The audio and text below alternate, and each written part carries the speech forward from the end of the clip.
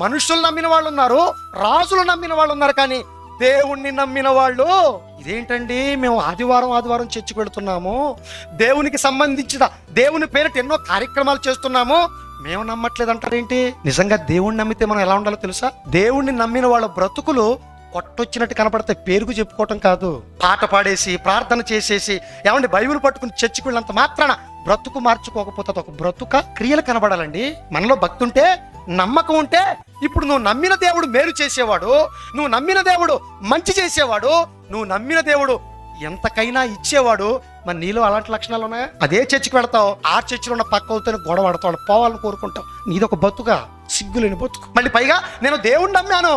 ఎక్కడ నమ్మావు? అరే నీ ఇంట్లో వాళ్ళనే, కన్న వాళ్ళనే, నీ బంధాలనే, నీ అన్నదమ్ముల్నే నువ్వు స్వార్థంగా చూస్తున్నావే. మళ్ళీ పై ఎక్కడికి వెళ్ళిపోతాడు? గుడి చుట్టూ తిరిగిపోతాడు, తిరిగేస్తుంటాడు, గుడి చుట్టూరు మోకాళ్ళు దేకేస్తుంటాడు.